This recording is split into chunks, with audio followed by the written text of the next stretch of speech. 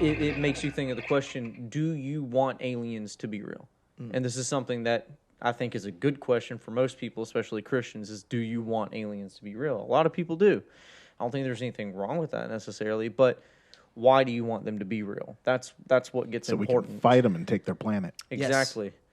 Like 100%. Avatar. Just completely reverse the Like Avatar. signs. We're the ones looking for water. Oh, yeah. Yeah.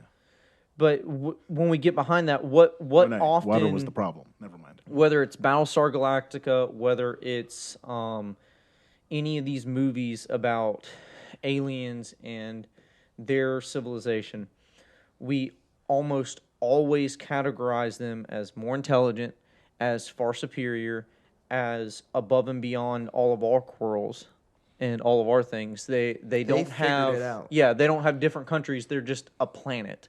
They're just a whole creation of their own. And people look to that and they get excited. They're like, oh man, what kind of technology will they bring us? What kind of answers do they have to help us solve our problems? I mean, they don't deal with racism. They don't deal with wars and conflicts over oil. They don't have pollution like we do. The people aren't dying for no bad reasons. In as I'm saying this, if you listen to what I said, you get the idea of salvation from aliens. Like they're going to come and they're going to give us the answers to our problems that we're facing today. We won't have bad leadership anymore. We won't have the earth being destroyed by whatever pollution. It's this idealism that is. You're right. It's a manufactured. It's not a spiritual salvation. It's a natural salvation. That's actually the reason that Star Trek was created. Is he wanted to create? Gene Roddenberry wanted to create a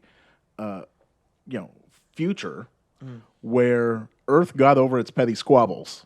We're now dealing with the universe's petty squabbles. Yeah. But Earth has finally got its stuff together and is, we've gotten over the racism, we've gotten over the sexism and the other stuff, and we are morally upright. Yeah.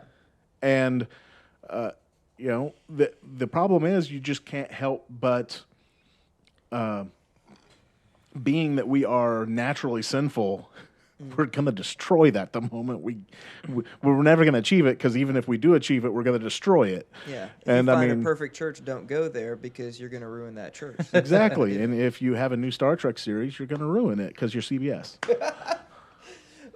But this idea you saying it's salvation, it goes back to our fundamental problem as human beings, which is we're trying to achieve our own salvation. We cannot accept God's salvation.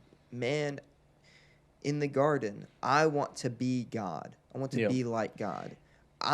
When I sin, I'm gonna cover it up. Yeah. When we the Israelites' problem over and over again, this was the system that God gave them, the sacrificial system, the temple system, all this stuff. But I'm going to create more and more rules so that I can be holy, so that I can be perfect and righteous.